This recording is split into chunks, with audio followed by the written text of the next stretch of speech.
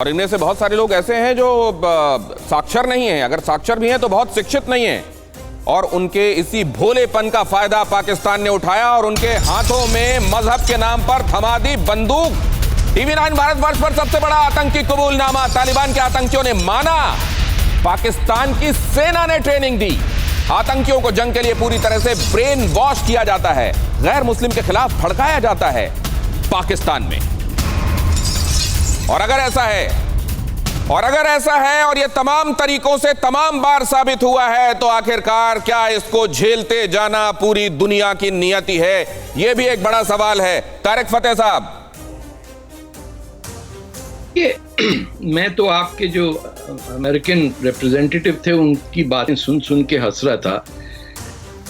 पाकिस्तान की ये काबिलियत तो आपको माननी पड़ेगी कि वो झूठ को सच कितनी प्यारे अंदाज से करते हैं और किस तरह दुनिया को बेवकूफ़ बनाया हुआ है। और उसके अगेंस्ट मैं ये सुन रहा हूँ कि लोग कह रहे हैं कि भाई तालिबान से बातें होनी चाहिए।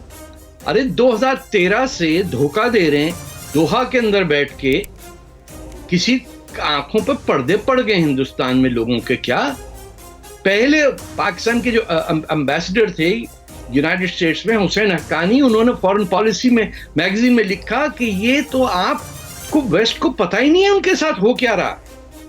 ये सामने मुंह पे कुछ कहना और पीछे कुछ कहना ये कोई नई बात नहीं है। और इसी बेसिस पे पार्टीशन हुआ, इसी बेसिस पे पाकिस्तान ने कत्लेआम किया।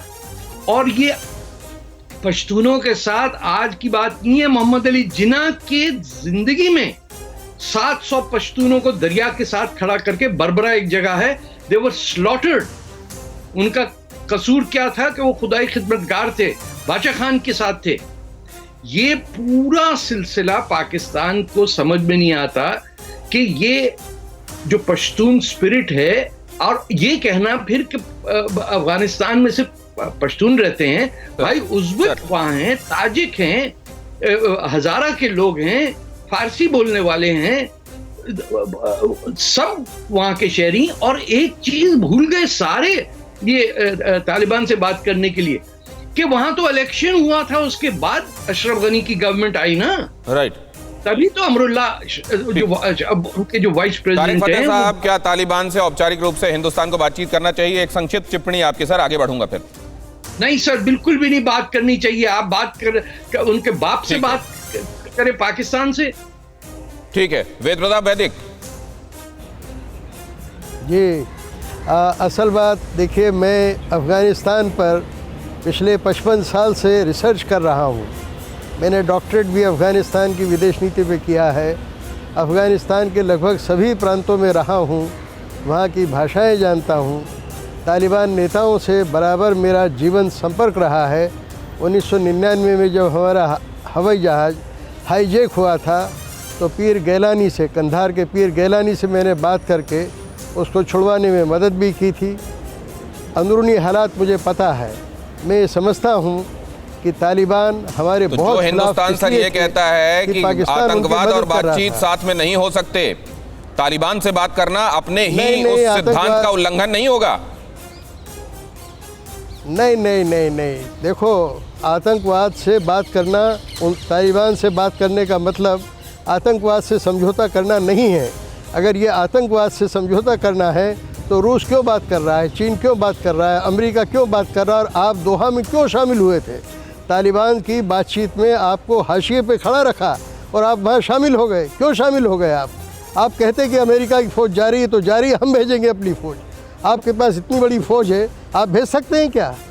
आपने 16,000 सैनिक भेजे थे 1830 से जवाब ले लूं इसका। 15,999 को कत्ल कर दिया। तारिक फतेह साहब, आपका उस टेबल में आप अपनी कुर्सी छोड़ देंगे, बाकी सब तो ऑक्यूपाई कर रहे हैं ना, तो आप अपना एडवांटेज लूज करेंगे। दोहा के अंदर पूरा फ्रॉड हुआ है सर। वेद प्रताप वैदिक साहब, अभी उनकी ले रहा हूं मैं बात, आपके पास आता हूं वेद सर। कतर के अंदर, कतर का क्या ताल्लुक है अफगानिस्तान से? कहां से कतर के अंदर बैठ के आप बात करें? कतर का डायरेक्ट ताल्लुकात तो ईरान की गवर्नमेंट से हैं। उन पे तो सऊदी अरेबिया तक ने उनको आइसोलेट करके रखा, उनके बॉर्डर्स क्लोज कर दिए, क्योंकि ये सारे टेररिस्ट, आतंकवादी, ये हर जगह फैले हुए हैं पाकिस्तान से। इनका उसामा बिन लादेन अफगानिस्तान में थे। ये ऐसी कोई नेक परियां नहीं आ गई हैं जो बाय चांस गुस्सा आ गया काबुली पठान को और उसने गोलियां चलाने लग दी है। बिल्कुल एक रेसिस्ट एटीट्यूड है। क्या उन लोगों को नहीं पता कि वो क्या कर रहे हैं? उनके यहाँ इलेक्शन हुआ और गवर्नमेंट जीत के आई, आप कह रहे हैं कि जो टेररिस्ट है उनसे बात करेंगे आप? तभी तो हिंदुस्तान बैकफुट पे खेलता है हर जगह। पाकिस्तान की बात ठीक है सर, आपकी इस बात पर टिप्पणी मैं पूर्व राजनयिकों से भी लेता हूं। राकेश सूद सर, जी आपका क्या मत है? मेरा मत ये है कि अगर आपको तैरना सीखना चाहिए तो आप अगर उस नदी के अंदर छलांग मारेंगे जो जिसमें बाढ़ आई हुई है, तो जाहिर है कि आप तैरना नहीं सीख पाएंगे उसमें। जो एक गाड़ी जो रेलवे प्लेटफॉर्म से निकल चुकी है, अब उसके ऊपर आप कहां से चढ़ेंगे? गाड़ी निकल गई। Lieutenant general Gurmeet sir. देखिए दिनेश जी, मैं ऐसा सोचता हूं कि तालिबान से बिल्कुल बातचीत नहीं करनी चाहिए। अभी की हालत में यथास्थिति के अंदर में पाकिस्तान पूर्ण रूप से बातचीत कर रहा है, सपोर्ट कर रहा है, इंटरफेरेंस कर रहा है। उन्होंने ये जो दायरा है बातचीत का, ये चाइना को भी एक्सटेंड कर दिया। अभी चाइना, पाकिस्तान और तालिबान एक ही पहलू पे आ गए हैं। जो अमेरिका बात कर रहा है तालिबान से, उसका एक मकसद था पीस प्रोसेस को आगे और यूएस को वहां से एग्जिट करने का। लेकिन भारत को ऐसी कोई जरूरत नहीं है, क्योंकि हमारा लॉन्ग टर्म पर्सपेक्टिव होना चाहिए। हाँ, एक मिलिट्री इंटेलिजेंस के तौर पर उनके क्या खबर है उसको हासिल करना एक तरीका है, लेकिन वो बातचीत के अंदर में नहीं आएगा। पिनाक सर क्या कहते हैं इस पे, वो भी ले लेते हैं सर। पिनाक सर, मैं तो समझता हूं कि अभी जो हम स्ट्रेटेजिक पेशेंस दिखा रहे हैं और फॉर्मल टॉक्स तो हम नहीं कर पा रहे हैं तालिबान के साथ, और करना भी नहीं चाहिए, इतनी जल्दी नहीं करना चाहिए। पहले तो वहाँ के हालात थोड़ा हम समझ लें कि तालिबान किस दूर तक जा सकेगा, और हमें तालमेल रखना चाहिए अमेरिका के साथ, रूस के साथ। फिक्र आपकी, सोमवार से शुक्रवार रात 9 बजे सिर्फ TV9 भारतवर्ष पर।